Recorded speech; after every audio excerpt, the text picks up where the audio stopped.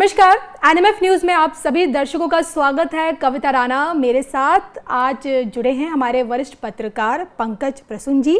और इसी के साथ आज हमारे साथ एक ऐसे मेहमान जुड़े हैं जिन्होंने दिवाली के मौके पर अपने आप को एक नई पहचान दी है। आइए स्वागत करते हैं हम जितेंद्र नारायण सिंह तोमर जी का। स्वागत है सर आपका एनएमएफ न्यूज़ में। जी धन्यवाद। मेरा नाम ठाकुर जितेंद्र नारायण सिंह सेंगर। जी माफ कीजिए, जितेंद्र नारायण सिंह सेंगर है, माफ कीजिए। लेकिन इससे पहले आप त्यागी थे और अब जनता यही जानना चाहती है कि आप त्यागी से सेंगर हो गए, इसके पीछे की सबसे बड़ी वजह क्या है?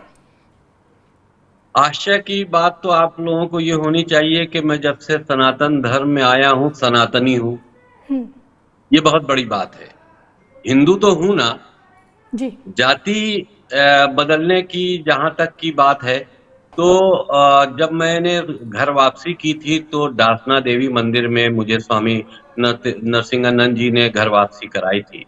तो उस वक्त भी ये मामला आके फंसा था तक कि किस जाति में हम जाएंगे।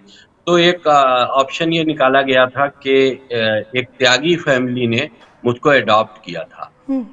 तो उसके बाद वक्त गुजरता गया, फिर वो अडॉप्ट का जो पत्र होता है वो सब उनकी तरफ से हमको नहीं मिल पाया और मुझे बड़ी परेशानियां हो रही थी कि हमको तमाम अपनी आईडीज चेंज करनी थी। हर कागज पे पुराना नाम था वो बदलना था और मुझे खास बात ये थी कि मुझे अपना एक इच्छा पत्र लिखना था जिसको वसीयतनामा कहते हैं, विल कहते हैं।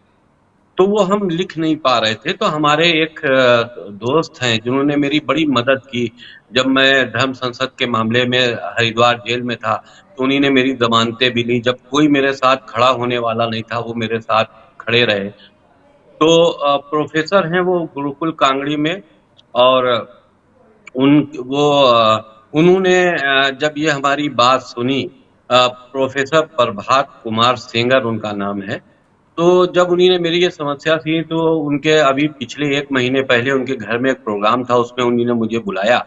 तो पूरा परिवार उनका जमा था। उस परिवार में उन्होंने ये ऐलान किया कि भाई मैं इनको अपने परिवार में ले रहा हूँ, किसी को कोई आपत्ति तो नहीं है। तो सब लोगों ने मेरा स्वागत किया। उनकी माँ बहुत ज़ईफ सी हैं, वो भी आई, सबने आशीर्वाद दिया, उनकी बहनों ने। तो मैं किसी का मामा, किसी का चाचा, किसी का नाना हो गया और उसके बाद सब लोगों ने मुझे सम्मान दिया। तो तय 1 महीने पहले ही हो गया था, लेकिन मैं ये सोच रहा था कि दिवाली के शुभ अवसर पर, दिवाली वाले दिन मैं अपना नाम पूरी तौर से, मुकम्मल तौर से इसको बदलूंगा और बदलकर इसको लोगों तक पहुंचा दूंगा कि अब मैं ठाकुर जितेंद्र नारायण सिंह सेंगर। जी, जितेंद्र नारायण सिंह सेंगर। लेकिन कुछ लोग हैं जो अपने आप को एक नई पहचान दी है, इसके पीछे कहीं ना कहीं मुख्यमंत्री योगी आदित्यनाथ को भी जोड़ रहे हैं। ठाकुरों को लुभाने के लिए कहा जा रहा है कि इसलिए शायद आपने अब मौके पे चौका मारा है। नहीं, देखिए ये बात तो, किसी की बात अगर हल्की करनी हो ना तो उसमें इफ बट और ये सारी चीजें अगर लगाना शुरू की जाए तो उसकी बात हल्की हो जाती है। तो अब इसको कभी योगी जी से जोड़ के देखा जाएगा। योगी जी तो उस वक्त भी मुख्यमंत्री थे जब हम सनातन में आए थे और त्यागी फैमिली ने मुझे अडॉप्ट किया था। तो ये सारी चीजें मेरी बात को कमजोर करने, ये वो मेरे दुश्मन हैं जो इस्लाम में रहते हुए मेरी मुखालफत करते थे, सनातन में आने के बाद मेरी मुखालफत करते हैं। अब मैं सनातन में अगर किसी जाति में आया हूं तो सबसे अहम बात तो ये है कि देखिए मैं जातवाद को तो नहीं मानता। मैं ये समझता हूं मैं एक सनातनी हिंदू हूं और हिंदू सब बराबर हैं।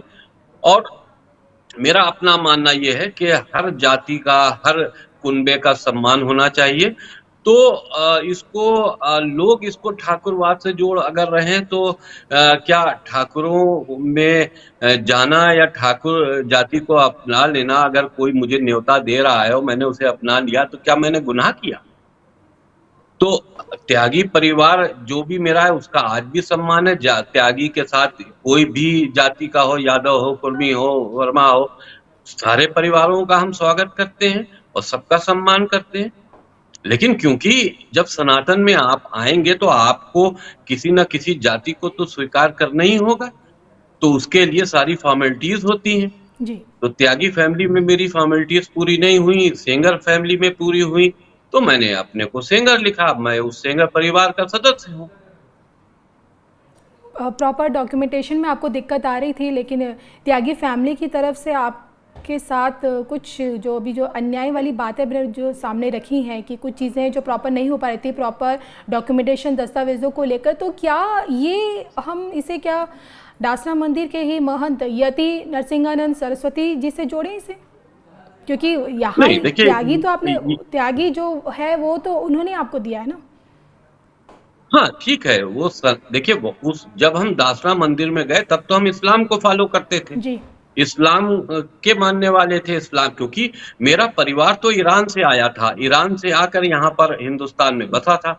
और मेरे फोर फादर क्योंकि हिंदुस्तान बहू बेगम के टाइम में आए थे और वो हकीम थे बहू बेगम के शाही दरबार के, तो मेरा परिवार तब से यहाँ सेटल्ड है।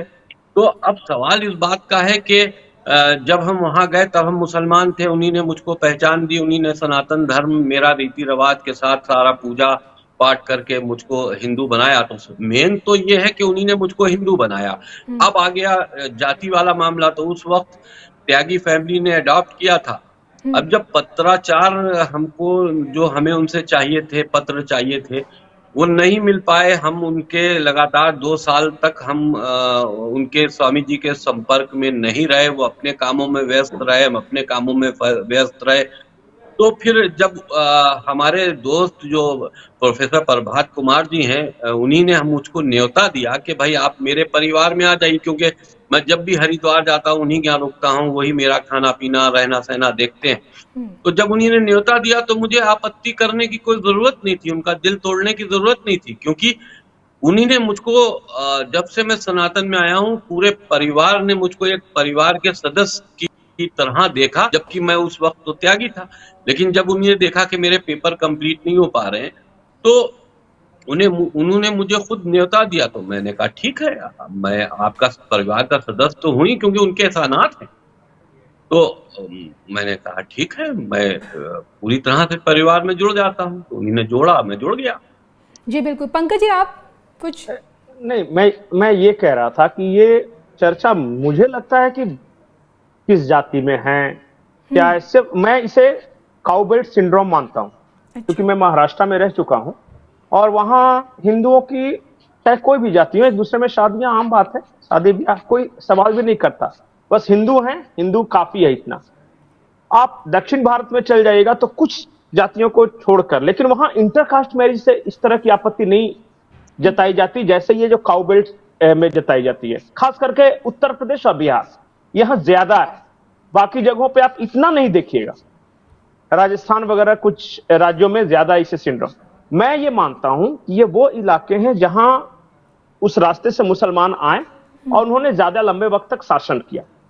जहां मुसलमानों का शासन नहीं रहा या फिर वो नहीं गए, वहां के समाज की संरचना देखिए, वहां के समाज की तासीर देखिए।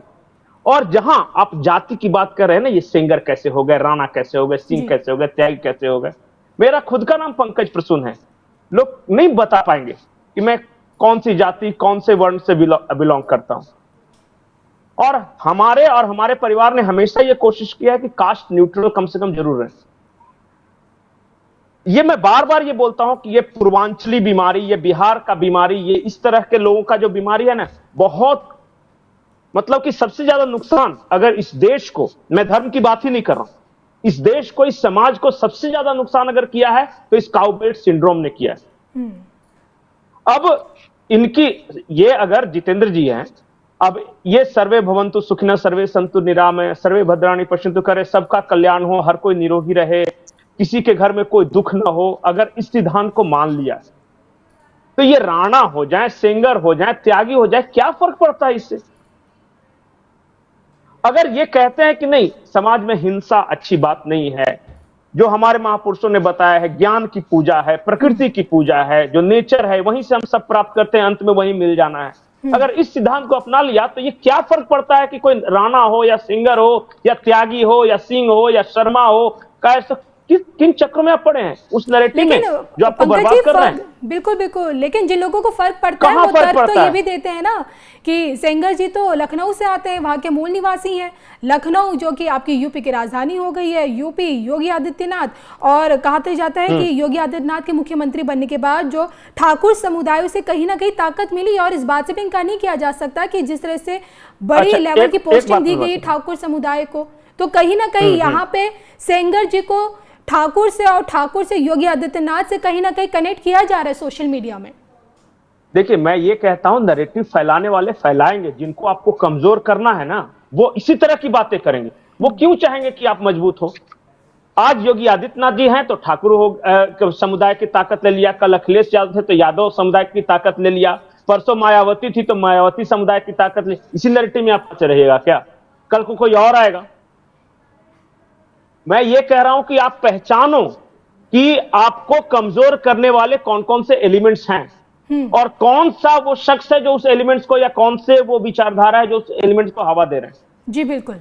मैं तो बोलता, मैं अभी एक पहले वाले डिस्कशन में ये कह रहा था कि आप तमाम बड़े मंदिरों का एक लिस्ट बनाइए मेरे सामने और अपने कैमरे को भेजिए। वहां सुबह से शाम तक कौन दर्शनार्थी आते हैं? कोई जाति पूछता है क्या? काशी विश्वनाथ में आज कौन जल चढ़ा रहा था सुबह से शाम तक? आपने जाति पूछी थी? हमने बाबा बैद्यनाथ धाम में नहीं देखा। आज अयोध्या के प्रभु श्री राम मंदिर में सुबह से शाम तक कौन दर्शन करने जाते हैं? किसी ने जाति पूछी? नहीं पूछी ना। तो जो जिस चीज को लेकर सबसे ज्यादा अफवाह फैलाया गया, गलत बातें फैलाई गई कि मंदिरों में नहीं एंट्री है तो यहां नहीं एंट्री है, वो आप देख रहे हैं, चल के दिखाओ ना कि कहां भेदभाव है। बिल्कुल बिल्कुल। तो एक और मैं बता रहा हूं कि एक और वो ऐसी शक्तियां हैं जो मां भारती को परम वैभव के शिखर पर ले जाना चाहती है, भारत देश को, हमारे समाज को मजबूत करना चाहते हैं। और दूसरी ओर वैसी शक्तियां हैं जो नैरेटिव फैलाएंगे, जातियों की नैरेटिव, क्षेत्रवाद की नैरेटिव फैलाएंगे। अभी इनको कोई बोल रहा था लखनऊ के हैं, फिर कल को कोई बोलेगा उत्तराखंड के हैं, परसों कोई बोलेगा कि ये बिहार में क्यों आ गए। इन्हीं सब चीजों में फंसे रहेंगे हम क्या? हम ये राणा सिंह शर्मा, त्यागी, कायस, राम, यही सब सरनेम को लेकर घूमते रहेंगे क्या? और इससे हमारा समाज मजबूत हो जाएगा, सशक्त हो जाएगा और हो जाए। अच्छा बताइए, आप कौन से इष्ट देव को मानते हैं जिन्होंने कहा है कि ये शर्मा सिंह, राणा, त्यागी हैं? मैं तो इतना जानता हूं कि भगवान कृष्ण स्वयं यदुवंशु थे, उनकी बहन क्षत्रिय कुल में शादी हुई। आप पूरी महाभारत उठाकर देख लीजिए, कौन किस कास्ट का, आपको समझ में नहीं आएगा। कहां से लिया आपने ये जाति? कहां से उठाया है? मुझे बता देना कौन से वेद में है। देखिए, वर्ण व्यवस्था और जाति व्यवस्था में बहुत फर्क है। कर्म के आधार पे डिवीजन ऑफ लेबर में, और बकायदा अंग्रेजों द्वारा डॉक्यूमेंटेशन किए गए 1901 में शुरू हुआ पहली बार जातियों में बांटने का सिलसिला। पहली बार जो जातियां अंग्रेजों ने ढूंढी वो सिर्फ 4000 थी, और वहां से लेकर आज तक जो जातियों को कलमबद्ध किया गया 18 लाख हो गए। 4000 से 18 लाख भागों में बांटने वाले कौन हैं और उनका मकसद क्या है? चलिए, मुझे लगता है जो कहीं ना कहीं सेंगर जी को जाति में जो बांटने के जो आरोप लगाए थे, शायद उनको मुंहतोड़ जवाब मिल गया होगा पंकज जी के इस जवाब से। सेंगर जी, आप हाल फिलहाल में 2.5 साल जो आपको हुआ है, आप इस्लाम धर्म से निकलकर पूरी तरह सनातनी बन गए हैं और तमाम परंपराओं का पालन करते हैं। और जिस तरह से आपने सनातन को जानने की कोशिश की है, उसी के आधार पर क्या मैं आपसे टिप्पणी लूंगी, क्या आप ये मानते हैं कि अगर बटेंगे तो फिर कटेंगे? देखिए, बिल्कुल ये बात बिल्कुल सही है। सनातन धर्म जैसे अभी बताया भाई साहब ने कि जातियों से कुछ नहीं होता, हिंदू है सनातनी, तो हम भी ये मानते हैं कि हिंदू है सनातनी है। मुझको सेंगर परिवार ने अडॉप्ट किया, इसलिए मुझे उनके परिवार का नाम देना पड़ा। तो अब सवाल ये है, बटोगे तो कटोगे। ये बात अगर आप पॉलिटिकल ले ले तो कहा जाएगा ये पॉलिटिकल एजेंडा है और ये उग्र करने की बात है। लेकिन अगर इसको आप डीपली समझें तो जो बात अभी ये कह रहे थे, ये वही मसला है कि आपको जातियों में बंटना नहीं चाहिए। आप हिंदू हो, सनातनी हो, आप सब एकजुट होकर के रहो। सबसे पहले अपने परिवार को एक करो, फिर अपने समाज को एक करो, फिर इस देश की ताकत बनने की कोशिश करो। तुम्हारा कर्तव्य है, सबसे पहले तुम्हारा धर्म नहीं, तुम्हारा कर्तव्य राष्ट्र है। राष्ट्र हित में आप सोचिए, अपने धर्म को फॉलो कीजिए। आप भगवान से, ईश्वर से अपनी आस्था बनाए रखिए। जिस तरह से आपकी मर्जी हो आप उस तरह से आस्था बनाइए, लेकिन इंसान रहते हुए। तो अगर आप बटोगे तो कटोगे, तो ये खुल के बात कह दी गई तो थोड़ी कड़वी लग रही, लेकिन असलियत तो यही है कि आप बटते रहोगे तो कटते रहोगे। यूं ही हिंदुस्तान 900 साल तक गुलाम थोड़ी ना रहा, क्योंकि क्षेत्रों में लोग बटे हुए थे, अलग अलग राजघरानों में बटे हुए थे। दूसरे की आफत जो आ रही थी, जो वहां से मुगल या सुल्तान आते थे तो वो हमला करते थे, तो पूरे भारत पे एक साथ थोड़ी ना, धीरे धीरे, क्योंकि और जो राज्य थे वो अपने को देखते रहे, बटे बटे रहे। इसलिए ज्यादातर बाहर के विदेशी आकांताओं ने यहाँ पर आके कब्जे किए, अंग्रेज आए, तमाम ये गुलामी का एक तारीख है भारत की। तो उसको आप अगर देखिए तो ये अच्छी बात है कि बटोगे तो कटोगे, इसलिए तुमको यूनाइट रहना चाहिए। हम किसी को मारने की बात थोड़ी ना कर रहे हैं, अपने को सुरक्षित रखने के लिए अगर हम आपस में एकता बनाने की बात कर रहे हैं तो इसको पॉलिटिकल नजरिए से नहीं देखना चाहिए। बटोगे तो कटोगे, ये बिल्कुल सही बात है। देखिए, मैं जब सनातन धर्म में आया तो लगभग 125 ऐसी फैमिलियां थी जो मेरे संपर्क में थी, जो सनातन धर्म में घर वापसी करनी चाहती थी जी। लेकिन उसके बाद एक धर्म संसद का इश्यू हो गया, मैं 6 महीने के लिए जेल चला गया। मैंने उसमें भी कोई गलत बात नहीं कही थी, जो बातें मेरे अपने विचार हैं मैंने वही बात कही थी। लेकिन अगर के इस्लाम में शिक्षा किसी गैर मुसलमानों के लिए नफरती दी जा रही है तो हम उसका विरोध करते थे। हमारी लड़ाई तो राम मंदिर से शुरू हुई। राम मंदिर में मैं चाहता था क्योंकि मैं भी उसमें एक पक्षकार था। मैं ये चाहता था कि आपस में समझौते से बगैर मुकदमे के हिंदुओं को ये हिंदुओं का हक दे देना चाहिए। मुसलमानों ने मेरा विरोध किया, मैंने कहा कि मैं झुकने वाला नहीं, मैं चला गया हिंदू पक्ष में। मैंने हिंदू पक्ष के साथ में अपनी पैरवी की। तो उसके बाद से मेरी मुखालफत शुरू हो गई। मैंने कट्टरता के ऊपर मैं आज भी ये खुलेआम कहता हूं कि अगर के मदरसे बंद नहीं हुए हिंदुस्तान के, ये मुगलों की देन थी, अगर मदरसे हिंदुस्तान के बंद नहीं हुए, आप अपने बच्चों को स्कूल की शिक्षा दो ना, जिससे उनको आगे जाना है, आपके परिवार का सहारा बनना। आप मदरसों की शिक्षा अगर आप दोगे तो मदरसे के अंदर जिस तरह की शिक्षा दी जा रही, जो इस्लाम का ढांचा है वही तो समझाया जाएगा।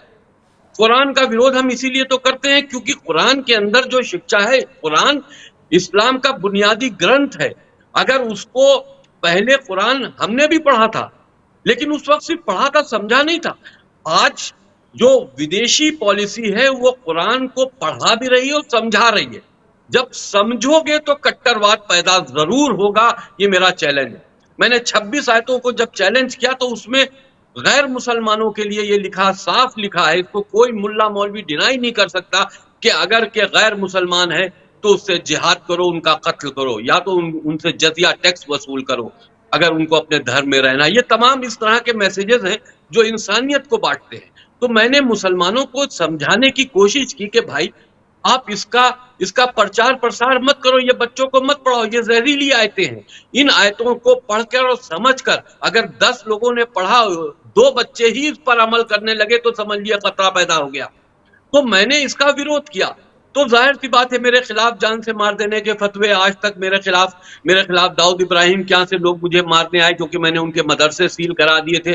तो मेरी अपनी एक विचारधारा है, मदरसा एजुकेशन हिंदुस्तान के लिए, मुसलमानों के लिए खराब है। मुसलमान अगर उस मदरसा एजुकेशन को हासिल करता रहेगा तो वो मुल्ला मौलवी कट्टरपंथी एक मुसलमान जिहादी जरूर बन सकता है, लेकिन राष्ट्र सेवा का भाव उसमें पैदा नहीं हो सकता, ढोंग चाहे कोई जितना भी कर ले। तो मेरा कहने का मतलब यह है कि जब मैं जेल चला गया तो सनातन में आते साथ ही मुझे 6 महीने के लिए जेल रहना पड़ा। तो जो लोग सनातन में आना चाहते थे उन्हीं ने मेरे फोन उठाना बंद कर दिए, फिर मुझसे संपर्क बंद कर दिया। देखिए, हम घर वापसी की तो बात करते हैं, आज मैं चैलेंज देता हूं, उन सभी इस्लाम के मानने वालों को जो कि इस्लाम की कट्टरता को नकारते हैं और मजबूरी में इस्लाम में रह रहे हैं, अगर वो हमसे संपर्क करें तो हम उनकी घर वापसी उनके मकसद को समझ के कि उनका मकसद क्या है, उनका खुद का चरित्र क्या है, उनकी भावनाओं को समझकर हम जिस जाति में कहें, लोग हमारे दोस्त हैं, हर जाति के हैं, वर्मा हैं, कुर्मी हैं, ठाकुर हैं, पंडित हैं, तमाम जातियों के मेरे दोस्त हैं, वो कहते हैं कि अगर कोई सही मुस्लिम फैमिली उनके परिवार में आना चाहे तो हम उसको एक पेपर पे अडॉप्ट करा के उनको अपने घर वापसी करा सकते। तो लेकिन उनको सुरक्षा भी देंगे, हम सुरक्षा देंगे कि हिंदूवादी तमाम संगठन हैं जो सुरक्षा देने को तैयार है, लेकिन उसकी एक पॉलिसी जरूर होनी चाहिए। घर वापसी की बात हवा में नहीं होनी चाहिए, पॉलिसी के तहत घर वापसी होनी चाहिए कि जो लोग घर वापसी करें उनको ये महसूस हो। जैसे मैंने घर वापसी की तो उस वक्त मैं बहुत चिंतित था, मैं बिल्कुल अकेला था, क्योंकि मेरा अपना मुस्लिम समाज में मेरा एक पूरा दायरा था। मैं वक्फ बोर्ड का अध्यक्ष रहा हूं और उसके बाद इतना मेरा बड़ा दायरा था और उन लोगों को एकाएकी छोड़ के मैं बिल्कुल किनारे हो गया। तो मुझको बहुत जेल के अंदर और बाहर जिंदगी में बहुत सन्नाटा महसूस हुआ। आज भी मैं उस सन्नाटे को एहसास करता हूं। जो मेरा दर्द कोई जल्दी नहीं समझ सकता कि मेरे अंदर क्या दर्द है।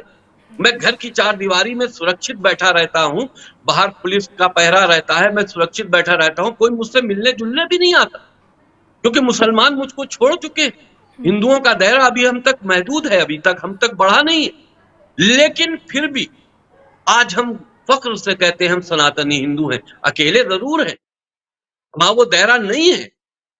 सब लोग अपने अपने कामों में अपने अपने दायित्वों को निभा रहे हैं सनातन धर्म में। उनको ये फिक्र नहीं है कि वो हमारा किसी तरह से हमारा वक्त बिताएं या हमारी सेवा लेना चाहें, लेकिन मैं अकेले में सक्षम हूं, मैं अकेले में बहुत बड़ी घर वापसी करा सकता।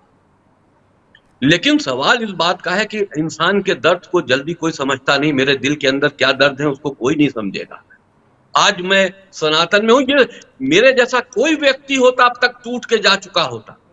मैं चैलेंज के साथ कहता हूं कि मुझको जब मैंने घर वापसी की, आप सोचिए मुसलमानों की मानसिकता, हिंदुस्तान के मौलवियों ने मुझको संपर्क किया, यहां तक के ईरान के जो कॉन्सुलेट है वहां से एक साहब मुझको मिले, मुझको बुलाया कल्चर हाउस में, और जो ईरान के रहबर हैं अली खामनेई साहब, उनकी अंगूठी गिफ्ट में देते हुए मैसेज दिया कि खामनेई साहब चाहते हैं कि आप वापस शिया धर्म में आ जाएं, आपकी वजह से शियत की बहुत बड़ी बदनामी हुई है जो आपने इस धर्म को छोड़ दिया।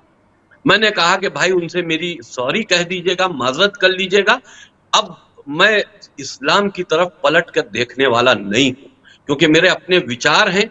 मैं ये समझता हूं कि इस्लामिक शिक्षा देश के लिए, दुनिया के लिए खतरा है और मुसलमान उसको इग्नोर नहीं कर सकता। हम मुसलमानों को के करीब अब जा नहीं सकते।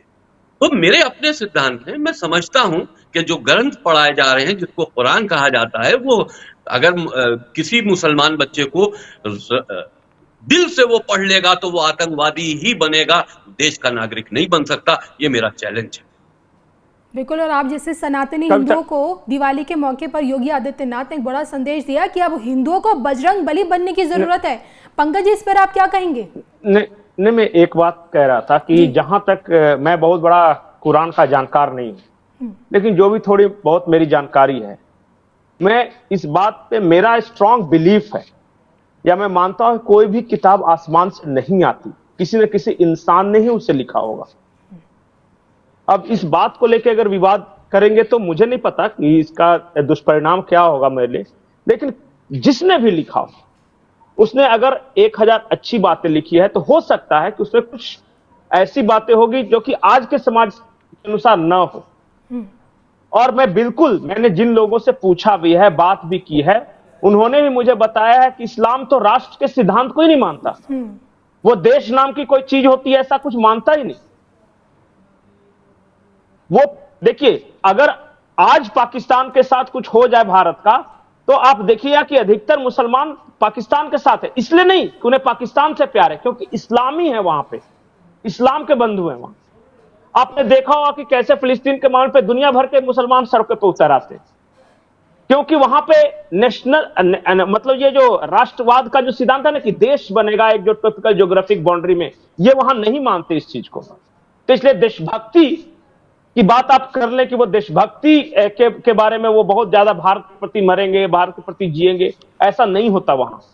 लेकिन पंकज जी, पैगंबर की शान में गुस्ताखी भी तो ठीक नहीं है। अभी कौन सी शान? सेंगर जी ने किताब लिखी है द मोहम्मद करके, जो अभी मैंने जो रिसर्च की है, और मोहम्मद जो किताब लिखी है इसको लेकर सियासत भी बहुत हुई और मुस्लिम धर्मगुरुओं ने इस पर तीखी प्रतिक्रिया दी और कहा कि भाई इन्होंने पैगंबर की, मोहम्मद की शान में गुस्ताखी की है, धर्मगुरुओं ने इनके खिलाफ फिर से फतवे जारी कर दिए। आप भी बताइएगा सेंगर जी, आप इस पे क्या कहेंगे? मैं कहूं जी, हाँ, देखिए, मोहम्मद किताब मैंने 307 इस्लामिक किताबों के हवाले से लिखी है। असल में मुसलमानों का मसला ये है कि वो असलियत उनकी खुदी ग्रंथ जो उनके दूसरे हदीसों की किताबें हैं उसमें लिखे हुए हैं, लेकिन उसको वो स्वीकार करना नहीं चाहते।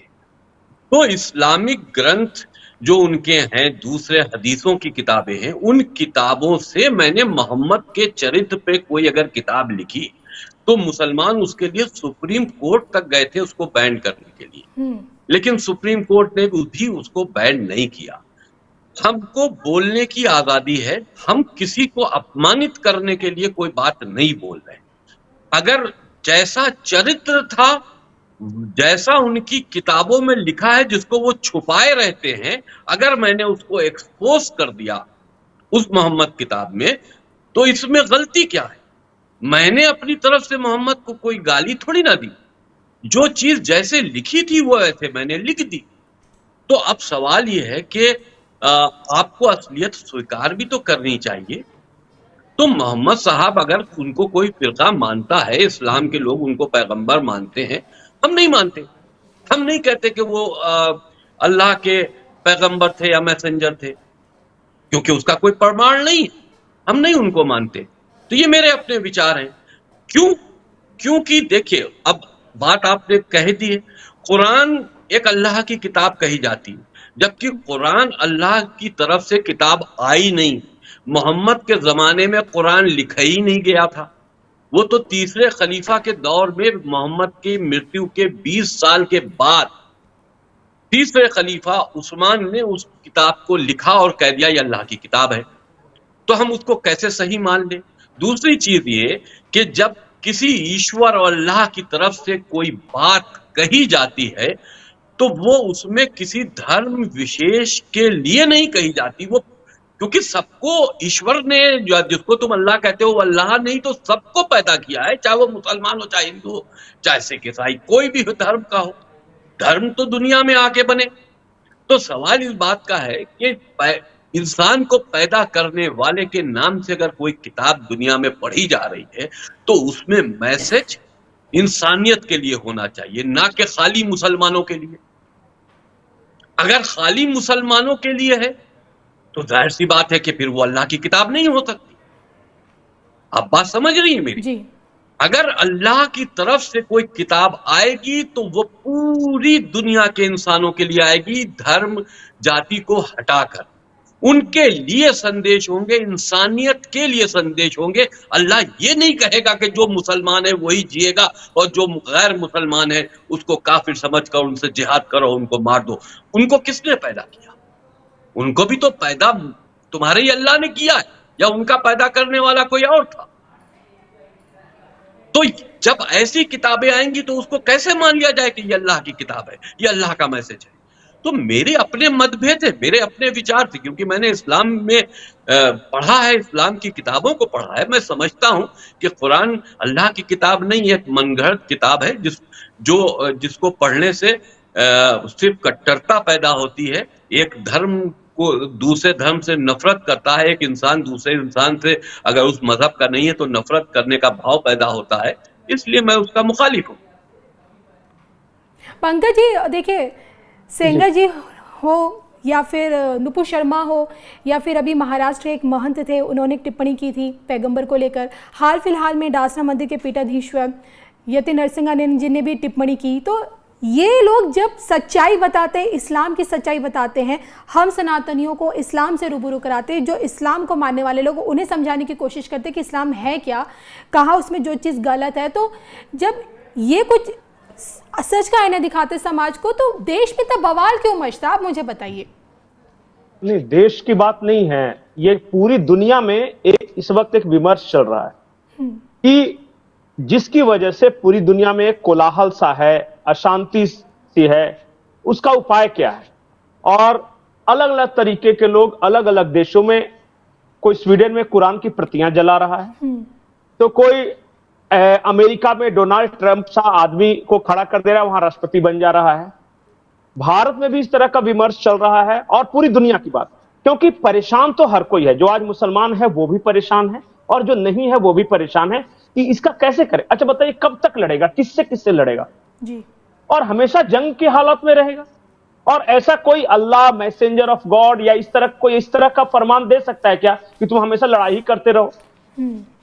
अच्छा बताइए, ये कैसा जिहाद है कि बाजारों में बम लगा के भाग गए, स्कूलों में बम लगा दिया, बच्चों के बसों में लगा दिया। ये क्या है। और पश्चिम से लेके यूरोप से लेके अमेरिका तक, अरब से लेके अरब वर्ल्ड में भी इस बात को लेकर विमर्श चल रहा है। और वहीं से ये बात आई है कि क्या कुरान को वाकई पैगंबर मोहम्मद साहब ने लिखा या फिर बाद में किसी और ने लिखा, जो किसी युद्धग्रस्त क्षेत्र में हो, जिसकी मेंटलिटी एक फौजी की तरह हो, उसने तो नहीं लिखा। क्योंकि एक फौजी अगर कुछ लिखेगा तो उसकी अपनी सोच उसमें रहेगी कि मेरे अलावा सारे दुश्मन। और जो एक संत लिखेगा वो कुछ अलग तरीके से अलग बात लिखेगा, वो विश्व के कल्याण की बात लिखेगा। तो ये बहस है कि कुरान को लिखा किसने और क्या वक्त के अनुसार तब्दीलियां संभव है या नहीं है। उसमें बहुत सारे लोग कहते हैं कि नहीं, जो अभी चूंकि ह्यूमन रेस भी उस वक्त से काफी आगे बढ़ चुका है ना, समाज की संरचना बदल चुकी है, लोगों का विचार, तो क्या उस वक्त का जो लिखा हुआ हूबहू आज लागू किया जा सकता है। आप अपने यहां बताइए ना, सती प्रथा थी लेकिन आज समाज में है और मानेंगे इसे लोग? नहीं मानेंगे ना। तो मॉडिफिकेशन तो हमेशा होते ना चाहिए ना, परिवर्तन संसार का नियम है। गीता में हमें तो यही सिखाया गया है और जो ईसाइयत में भी यही है कि चेंज इज परमानेंट। सिर्फ दुनिया में एक ही चीज जो निश्चित है वो है बदलाव। पर ये कहते हैं कि नहीं, जड़ता मतलब जो है वही रहेगा, कुछ उसमें बदलाव नहीं, एक शब्द नहीं हटेगा, एक न जुड़ेगा। है कि जब आप चेंज की बात करते हैं तो यही कारण है कि लोग आपका विरोध सारा वही झगड़ा है, बदलाव का झगड़ा है ये पूरा। आप जिस बदलाव को लाना चाहते हैं, जिसके लिए आपने इस्लाम को त्याग कर सनातनी बने हैं, उसको इतने गहराई से आपने समझा है, और जब आप ऐसी बातें करते हैं तो लोग आपका विरोध करते हैं। देखिए, बहुत से लोग विरोध करते हैं, ज्यादातर लोग इस्लामिक विरोध करते हैं, लेकिन हमारी बात को समझने वाले भी बहुत लोग हैं। ऐसा नहीं, उनको कोई रास्ता नहीं है, भयभीत हैं, क्योंकि वो अगर इस्लाम को छोड़कर इन सारी चीजों को नकारते हुए किसी दूसरे धर्म में चले जाएं या दूसरी रीति रिवाज को अपनाने लगे तो उनका कत्ल कर दिया जाएगा। हम वही तो मैं कह रहा हूं, मेरी जगह अगर कोई दूसरा होता तो अब तक वो फिर वापस भाग गया होता। इतने दबाव बने, वो नहीं रह सकता था, जिंदा ही नहीं रह सकता। अगर जिंदा रहना है तो जाहिर सी बात है कि वो उसको अपने परिवार सहित फिर वापस आना पड़ेगा इस्लाम में। तो जैसा अभी कह रहे थे भाई साहब कि एक चीज वक्त के हिसाब से बदली जाती है, कोई भी इस्लामिक प्रथा हो, धार्मिक प्रथा हो, उसको वक्त अनुसार बदल देना चाहिए, क्योंकि उस वक्त के हालात कुछ होंगे, आज के हालात कुछ है। अगर आप अब इस्लाम ये कहता है कि जो कुरान में लिखा है उसका एक वर्ड कयामत तक नहीं बदल सकता, तो जब कयामती तक नहीं बदल सकता, यानी कि जब तक दुनिया कायम है इस्लाम वो कुरान बदला नहीं जा सकता, तो आप ये बताओ मुसलमान कैसे बदल सकते? अब ये बात कड़वी लगती है, जो असलियत है। हम कहते हैं कि अब मान लो मेरी बात को हेट स्पीच मानते हो या हमारे ऊपर मुकदमे लिखवाते हो, हमारे साथ आप ही के चैनल के माध्यम से जितने भी इस्लामिक बड़े विद्वान हैं आके ये साबित करें कि कुरान अल्लाह की किताब है, सबूत के साथ साबित करें जी। माने कि इस्लाम जो है वो एक अल्लाह की तरफ से आया हुआ इस्लाम है जो हर इंसान के लिए है। हमारे साथ बैठे डिबेट करें, हम तो डिबेट करने को तैयार हैं। वो आलिम हैं, बड़े बड़े पढ़े लिखे हैं, उनको कुरान हिफ्ज है।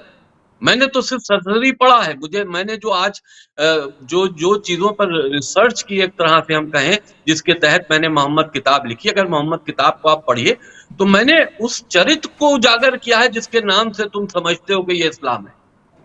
उसका अपना व्यक्तिगत चरित्र क्या था, तुम्हारी किताबों से उसको उजागर किया।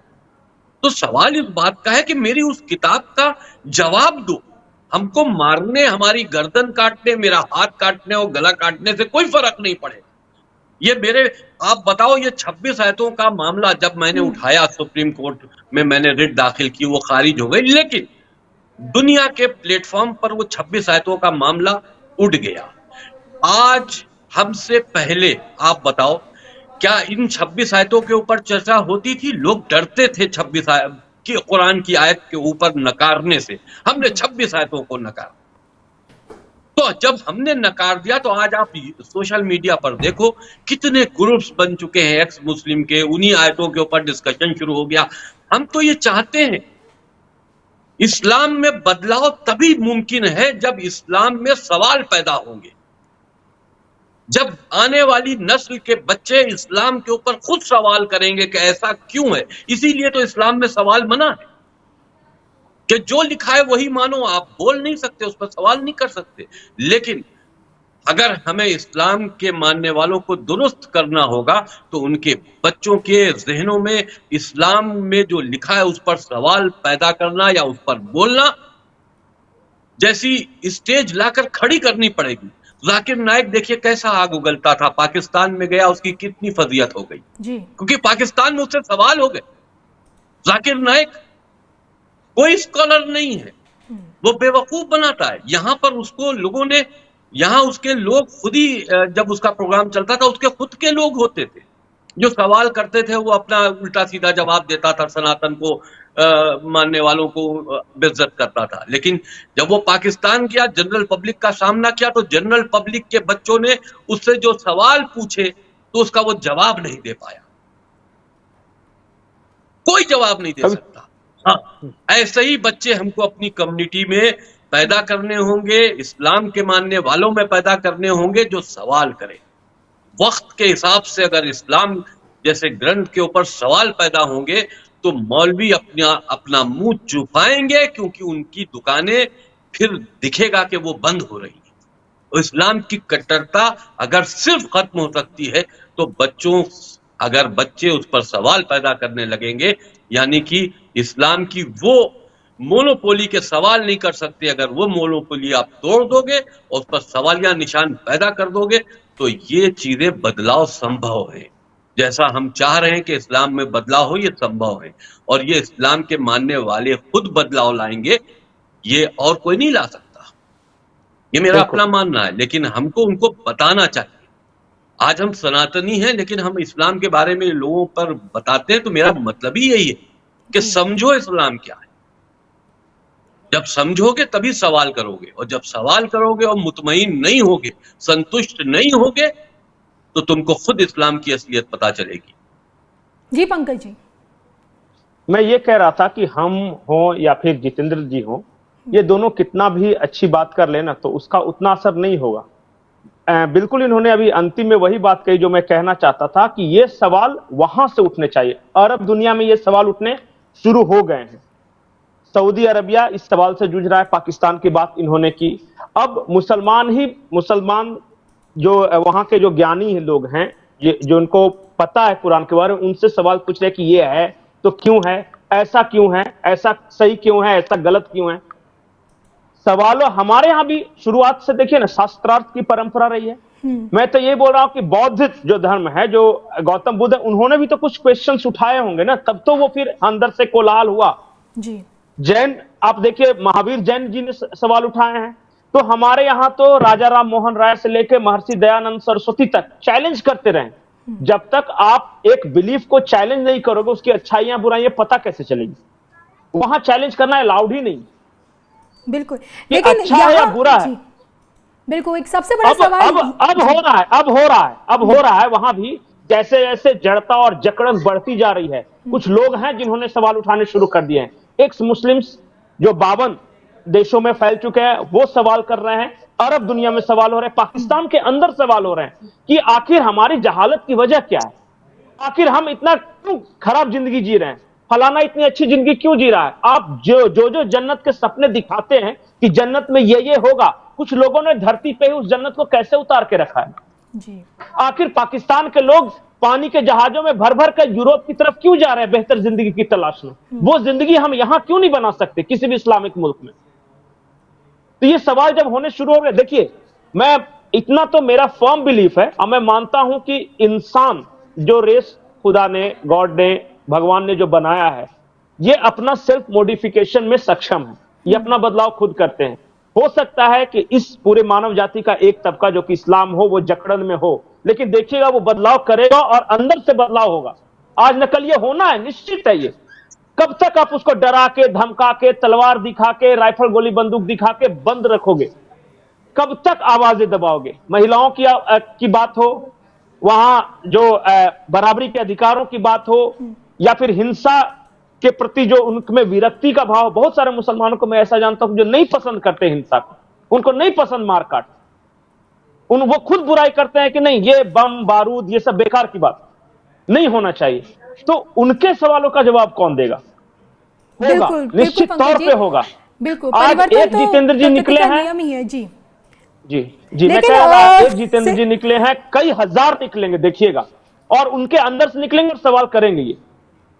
लेकिन सबसे बड़ा सवाल तो ये है, आप इतने बड़ा बदलाव, इतना बड़ा परिवर्तन, और जिसके लिए आपने आवाज़ उठाई सेंगर जी, और ये जो 2.5-3 साल हैं, इन सालों में जो आप पे गुजरी होगी सुरक्षा के लिहाज से, समाज के बहिष्कार के लिहाज से, धमकियाँ, थ्रेट्स आपको, आपके परिवार को, और लखनऊ के आप मूल निवासी हैं, आपने मुलायम जी की भी सरकार ज़रूर देखी होगी, अखिलेश की सरकार देखी होगी, मायावती जी की सरकार देखी होगी, और 2017 से आप योगी आदित्यनाथ जी की भी सरकार देख रहे हैं। आपसे जानना चाहती हूँ, अगर आज योगी आदित्यनाथ सत्ता में नहीं होते तो क्या किसी और की सरकार में आज आप सुरक्षित होते? आप बताएं। देखिए, जो पिछली हुकूमतें आई जिनका आपने जिक्र किया, मेरा अपना मानना यह है कि चाहे वो कोई भी हुकूमत गैर भाजपाई जो रही, क्योंकि मुसलमानों का वोट, देखिए मुसलमान अब राजनीति से जुड़ा मामला है, मुसलमान किसी भी पार्टी का वोट बैंक नहीं है। अखिलेश कह दे मेरा वोट बैंक है, मायावती कह दे, कांग्रेस कह दे, बिल्कुल नहीं है। मुसलमानों का वोट देने का तरीका सिर्फ ये है कि वो के जरिए भी जिहाद करते हैं। वो ये समझते हैं कि भारतीय जनता पार्टी एक हिंदू पार्टी है जी। वो ये मानते हैं और इसकी वजह से हमें नुकसान हो रहा, यानी कि हमें भारतीय जनता पार्टी से जिहाद करना चाहिए। तो वो हर क्षेत्र में उस व्यक्ति को वोट देते हैं जो भारतीय जनता पार्टी को हराने के लिए टक्कर दे रहा हो। मान लीजिए किसी क्षेत्र में समाजवादी पार्टी भी लड़ रही है, कांग्रेस भी लड़ रही है, मायावती जी की पार्टी भी लड़ रही है, लेकिन वहां मान लीजिए समाजवादी पार्टी का कैंडिडेट या कांग्रेस कैंडिडेट टक्कर नहीं दे पा रहा है, उसको मायावती जी का कैंडिडेट टक्कर दे रहा है, तो सारा मुस्लिम वोट मायावती जी के कैंडिडेट को चला जाएगा। ये मुसलमानों का वोट देने का एक तरीका है। पिछली हुकूमतों में मुसलमानों को बहुत तेजी से बढ़ावा दिया गया क्योंकि मुसलमानों के वोटों से बनी हुई हुकूमतें थी और वहां पर मदरसे बहुत तेजी से बढ़ाए गए। जब मैं वक्फ बोर्ड का अध्यक्ष था तो 22,000 से ज्यादा मदरसे हमें मालूम था कि हो गए हैं। तो कुकुर मुत्ते की तरह मदरसों को फैलाया गया, गवर्नमेंट की छत्र छाया में वो मदरसे बढ़े, दीनी तालीम जिस तरह से उग्र बनाने के लिए दी जा रही थी वो दी, मस्जिदों को जमीनें दी गई, मतलब एक उनका फैलाव किया गया। अब वक्त था कि जिहाद के लिए लड़कों को तैयार करना और कश्मीर जैसा माहौल बना देना। मुसलमानों का एक खास तरीका यही है कि जब कमजोर होते हैं, कम होते हैं, तो वो सनातन धर्म के लोगों के साथ मिलकर उनके जैसा बिहेव करते हैं। ये मुसलमानों का एक, देखिए मुसलमानों में दो नजरिए हैं। एक है तकैया, एक है जिहाद।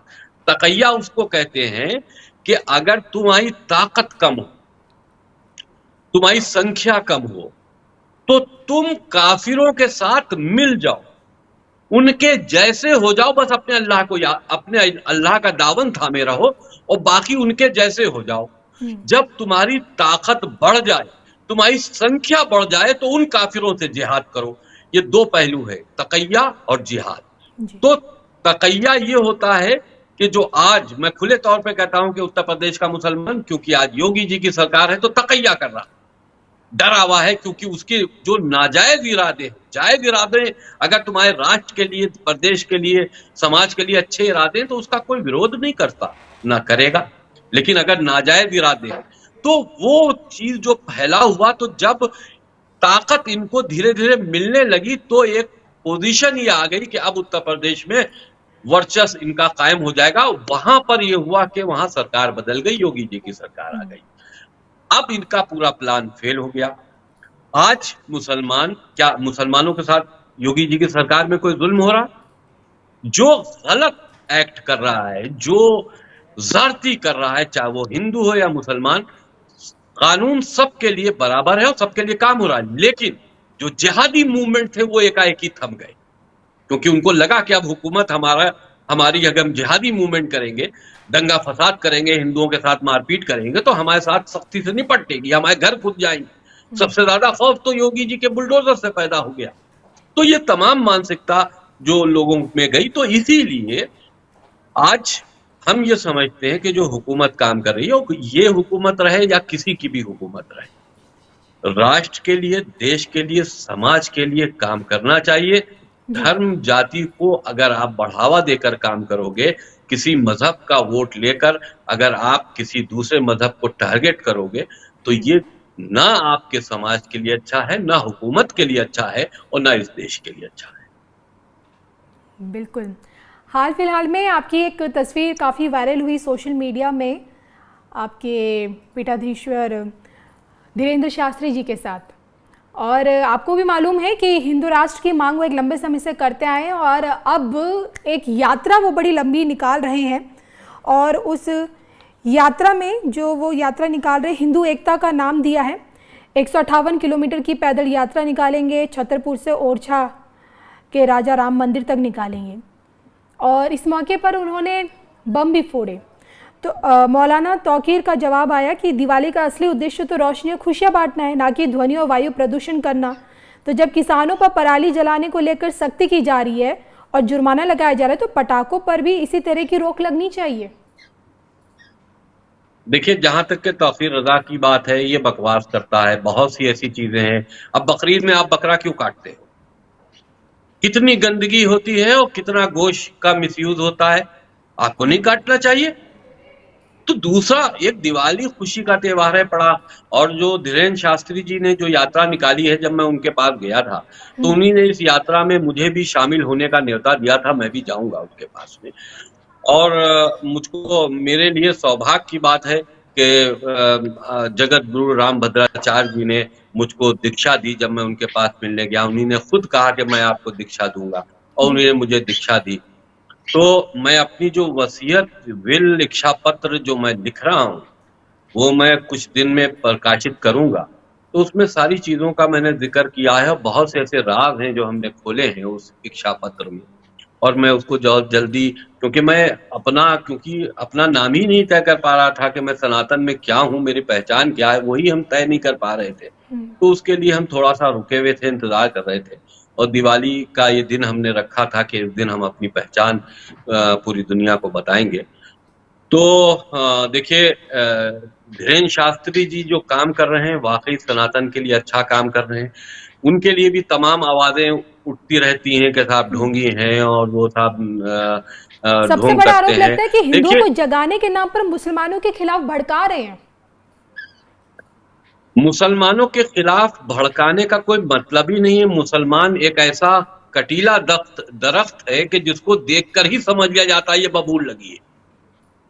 तो इसमें भड़काने की बात क्या है? वो मुसलमानों का चरित्र, जिस तरह का उनका बिहेव है, जब वो करते तौकीर रजा या ओवैसी जैसे लोग बोलते हैं तो पता चल जाता है कि ये मुसलमान है। अभी इनको उस्काने की क्या जरूरत है, ये तो खुद ही उग्र है। तो उनको देखकर, उनके अल्फाजों को देखकर ये इस बात का एहसास हो जाता है कि वो समाज के लिए वो बबूल का पेड़ है जो कांटों से लदा हुआ है। तो धीरेन्द्र शास्त्री जी अगर अपनी समाज की, सनातन की सेवा कर रहे हैं, हिंदू राष्ट्र की बात कर रहे हैं, तो वो हिंदुओं के लिए काम कर रहे हैं।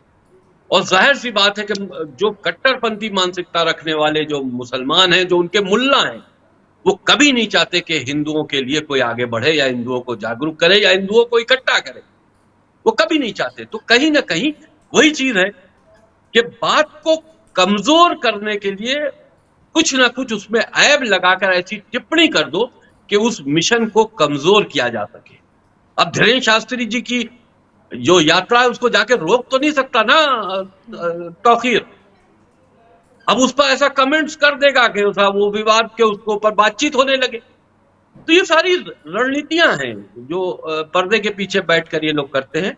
इससे कोई फर्क नहीं पड़ता। धीरेन्द्र शास्त्री जी, रामभद्राचार्य जी और जो दूसरी धार्मिक संगठन है, चाहे वो राष्ट्रीय सेवक संघ हो, ये राष्ट्र निर्माण में काम कर रही है। ये अच्छे काम कर रही है भारत को बनाने में।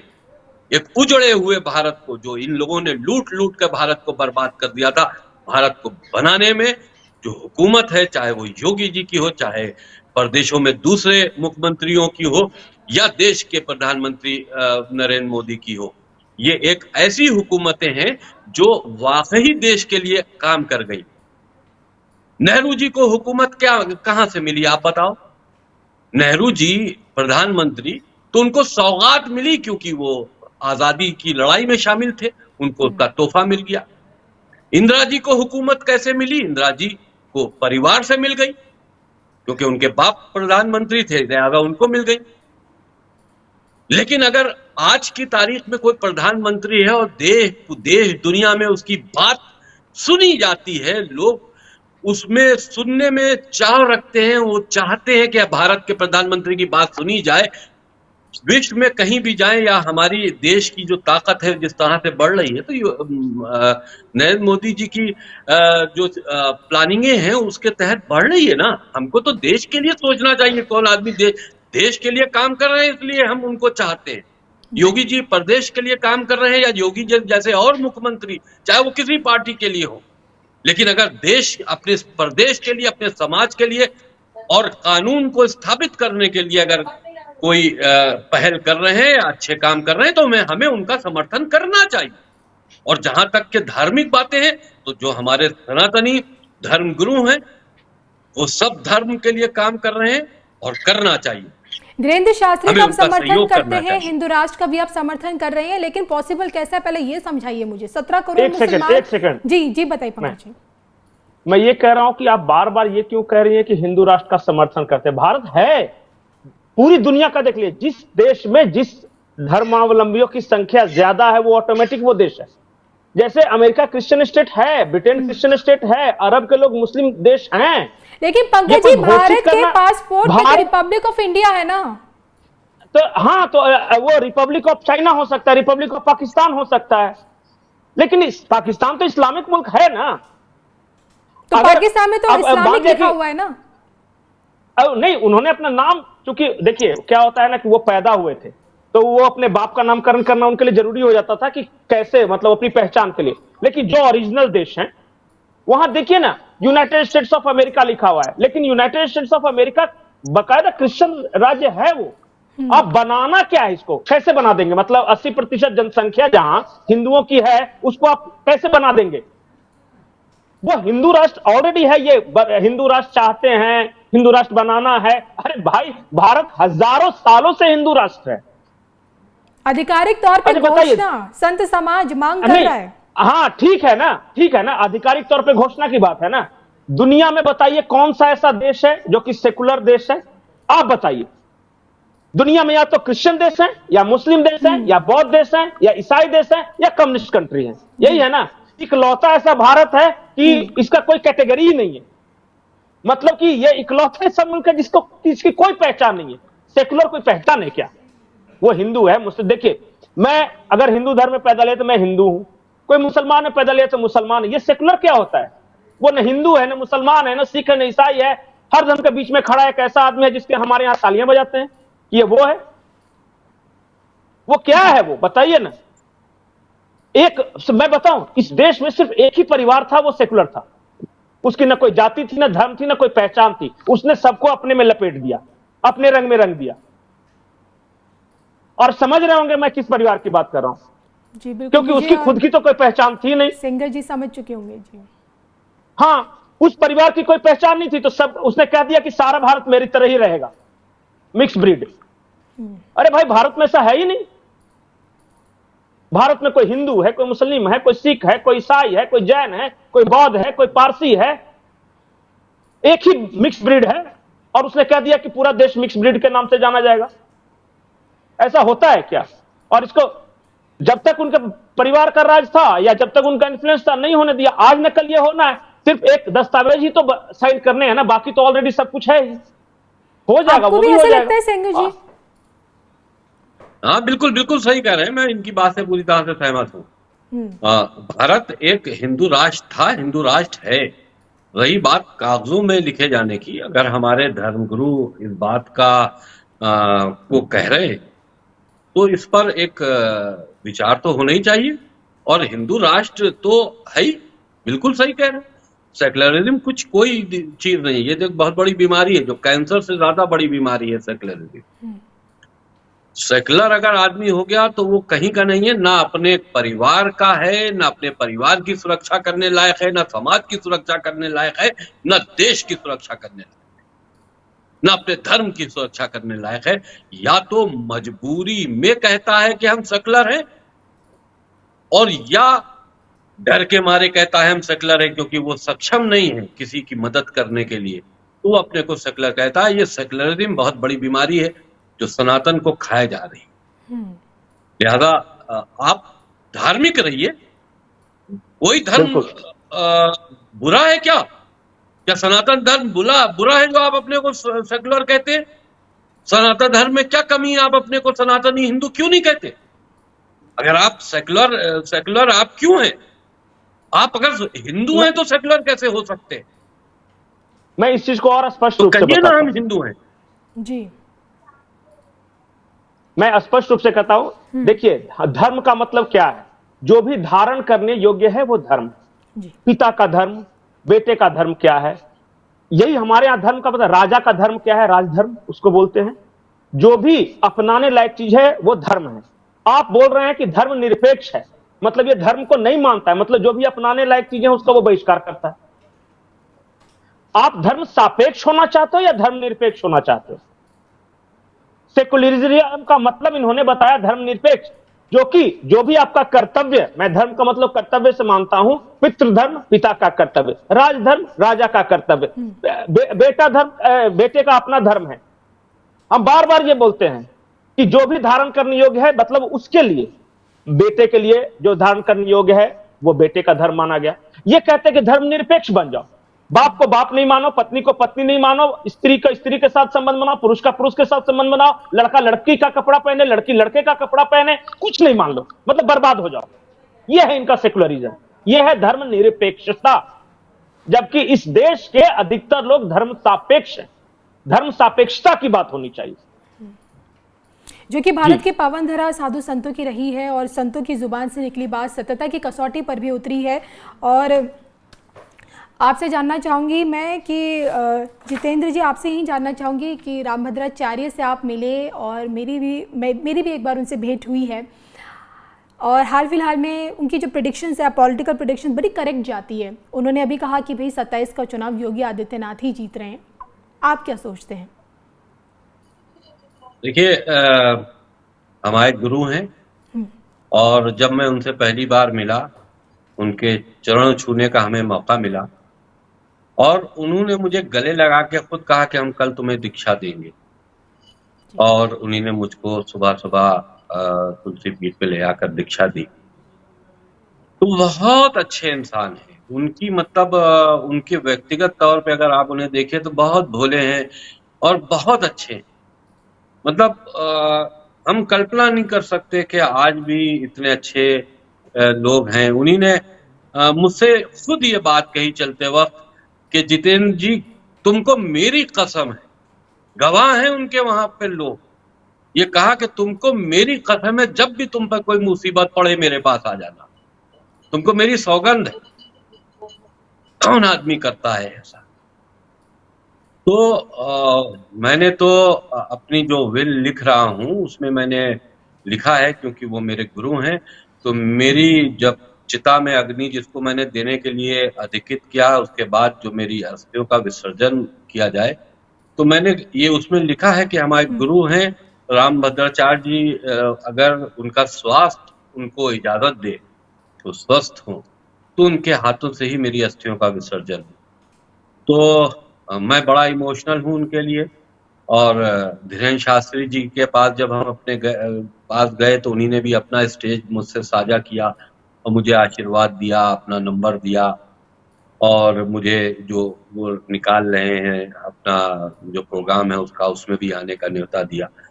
तो देखिए, जो सच्चे दिल से सनातन की सेवा कर रहा है, तो उसके जब आप करीब जाते हैं तो आपको ऐसा महसूस होता है कि आप वाकई एक इंसान, ऐसे इंसान से मिल रहे हैं जो कि इंसानों में भी एक ऐसी इंसानियत रखता है जिसकी कोई सीमा नहीं है। तो उन्हीं ने अगर कोई बात कह दी है कि 27 में किसकी हुकूमत बनेगी, तो जाहिर सी बात है कि उनके पास शक्तियां हैं और वो आकलन के हिसाब से बात करते हैं। तो 27 में भाई जो इस वक्त हुकूमत है योगी जी की, तो उसमें कमी क्या है? आप देखिए कि जो क्रिमिनल्स हैं वो भयभीत हैं, लेकिन आम जनता भयभीत नहीं है। आम जनता को तो सुकून से जी रहे हैं। रात में 12-1 बजे 2 बजे रात में औरतें घर से बाहर निकल के जहां उनको जाना होता है जाके आ भी जाती है। तो कहीं पर कोई ऐसी बड़ी घटनाएं नहीं हो पा रही हैं। क्रिमिनल्स क्योंकि डरे हुए हैं, और हुकूमत का काम ही यही है कि समाज के लिए अच्छे काम करो, सबको एक नजर से देखो, लेकिन जो समाज के दुश्मन हैं, वो लोग जो कि क्रिमिनल्स हैं, उनमें भय पैदा करो। हम तमाम क्रिमिनल्स को ढूंढकर गोली नहीं मार सकते, लेकिन हमारी कार्यशैली ऐसी होना चाहिए कि उनमें खुद ब खुद भय पैदा हो, वो गुनाह की तरफ बढ़ने ना पाए। इसी को कहते हैं एक कामयाब सरकार। बिल्कुल। कविता, एक बात और है जी। मैं ये कहता हूँ, कभी कभी मैं सोचता हूँ कि ये देश बड़ा अजीब है। जब जब लगता है कि चारों ओर अंधेरा छाने लगा तो कुछ अद्भुत संयोग हो जाते हैं, और इसे मैं संयोग ही मानता हूं कि एक ऐसा व्यक्ति जो एक बिल्कुल साधारण घर में पैदा हुआ, जिसका कोई बैकग्राउंड नहीं, वो आगे बढ़ते बढ़ते प्रधानमंत्री बन गया। फिर आप राष्ट्रपति द्रौपदी मुर्मू का कभी पारिवारिक हिस्ट्री जाके पढ़िए कि कैसे हुआ उनका, वो एक राष्ट्रपति बन गई। फिर सबसे बड़े प्रदेश को संभालने वाला एक ऐसा महंत बन गया जिसके आगे पीछे कोई न धन की लालसा न वो हो। फिर कोई एक संत समाज से रामभद्राचार्य पैदा हो गया। फिर पता चलता है कि इस देश में सुरक्षा और जो सलाहकार एक ऐसा अजीत डोभाल बन गया जो बिल्कुल, और सारे संयोग एक साथ मिलन हो गया। इन सारे जो पवित्र आत्माओं का मिलन हो गया, क्योंकि देश अंधकार में था, हर दिन घपले घोटाले, कहीं बाजारों में धमाके, कोई भी शहर सुरक्षित नहीं था, ऐसा लग रहा था कि इस देश का क्या होगा। फिर एक झंझावात से कुछ महापुरुष आते हैं, एक जगह इकट्ठे होकर बैठते हैं एक मंच पर और देश को निकाल कर ले जाते हैं। और ये कई बार ये संयोग आप देखिएगा, आप जब भी भारत का इतिहास पढ़िएगा ना, कि जब अंग्रेजों के जाने की बेला आई तो पता नहीं कहां से कोई सरदार वल्लभ भाई पटेल गुजरात से आ गया, कोई कहीं से महात्मा गांधी, कोई इस तरह का सरदार भगत सिंह, कोई लाला लाजपत राय, कोई बंगाल से, ये आके अद्भुत संयोग एक साथ मिल जाते हैं। तो हर 50 साल 100 साल बाद कुछ पुण्यात्माएं हैं इस देश की जो अचानक से देखिए कहीं कहीं से निकलकर बिल्कुल साधारण घरों से कहां से है वो आ जाएंगी और फिर एक देश को नया शक्ल दे। इसे पता था कि अहल्याबाई होलकर के बाद देश के सारे तीर्थों का इस तरह से कायाकल्प हो जाएगा। आप वैसे बता चुके, फिर भी दर्शकों के लिए 2027 की पिक्चर यूपी को लेकर जितेंद्र जी सबसे पहला जी। भारतीय जनता पार्टी। पंकज जी। जो पुण्यात्मा जिसमें त्याग की भावना हो वही सत्ता पे रहेगा। राहुल गांधी। किससे पूछ रही हैं? बच्चा है, जितेंद्र जी से। बच्चा है, अभी वो बच्चा है, वो राजनीति की एबीसीडी भी नहीं जानते। पंकज जी 50 आप। साल के हो जाने के बाद भी अगर कोई व्यक्ति बच्चे की तरह बिहेव करे, तो हम ये नहीं समझते कि उनके भारत की जनता कहीं ना कहीं उनके हाथ में सत्ता को सौंपेगी। पंकज जी आप। मैं राहुल गांधी को राजनीति का ऋतिक रोशन, वो तभी तभी हिट होते हैं जब बाप लॉन्च करता है। 18 बार लॉन्च हो चुके हैं इन 17 सालों में। अब पता नहीं वो मिसाइल कब सफल टेस्टिंग उसकी होगी, पर बार बार लॉन्च होता है, क्रैश कर जाता है। जितेंद्र जी, ममता बनर्जी वो तो हिट हैं वेस्ट बंगाल में। मेरे हिसाब से वो एक ऐसी लेडी है जिसने पश्चिम बंगाल को बर्बाद कर दिया। ममता बनर्जी मैंने तो उसके ऊपर फिल्म बनाई है, the diary of West Bengal, और फिल्म को रिलीज भी किया है। मैंने जाकर वहां दर्द देखा है हिंदुओं का। वहां पर हिंदू कितना भयभीत है, लगता नहीं कि हम हिंदुस्तान या भारत के किसी सूबे में है, लगता है कि हम बांग्लादेश या पाकिस्तान के सूबे में है। आज जो ममता बनर्जी वहां कर रही है ना, आप देखिएगा कि वह वक्त जरूर आएगा अगर भारत में सबसे पहले कहीं से जिहाद का नारा लगेगा तो वो पश्चिम बंगाल। पंकज जी। ममता बनर्जी नाम हिंदू, कर्म जिहादी, बस 2 लाइन। इसी के साथ हेमंत बिस्वा, जितेंद्र जी क्या कहेंगे? नया नाम है सनातन को लेकर, हेमंता बिस्वा जी। इनके लिए हमारी कोई टिप्पणी नहीं। पंकज जी आप। मैं बोलूंगा next Amit Shah in making. देखिएगा, चेहरा कोई हो, वो जो भूमिका निभा रहे हैं, शायद आने वाले वक्त में भारतीय जनता पार्टी में ये हेमंत बिस्वा शर्मा जी वही भूमिका निभाएंगे। योगी आदित्यनाथ, जितेंद्र जी। सनातन के लिए एक स्तंभ है, एक कुशल शासक हैं, एक कुशल मुख्यमंत्री हैं। मुख्यमंत्री रहते हुए प्रदेश के माहौल को सही तरीके से कमांड करने वाला एक कुशल मुख्यमंत्री अगर आप पूरे हिंदुस्तान में, भारत में देखें तो योगी आदित्यनाथ जी। हर प्रदेश में एक योगी आदित्यनाथ होना चाहिए। बिल्कुल। पंकज जी। मेरे हिसाब से एक ऐसा कर्मयोगी जो कि नारियल की तरह है, ऊपर से सख्त दिखता है, अंदर मोम है, और ऐसा इंसान है जो उन्हीं के शब्द में कहूं कि वो किसी कारण से पद पे आए हैं और विधाता ने वो कारण रचा है। वो अगर प्रतिष्ठा और ताकत की बात होती तो वो जिस पीठ के वो महंत हैं, एक सीएम की कुर्सी से कई गुना बड़ी उसकी प्रतिष्ठा भी है और फॉलोअर्स भी है। उसके बावजूद अगर वो चारों तरफ से आलोचना सुनकर वहां पे बैठा हुआ है, बार बार कड़वे घूंट पीकर भी अगर वो अपने कर्तव्यों को निभा रहा है, तो इससे बड़ा सांसारिक कर्मयोगी मैंने नहीं देखा।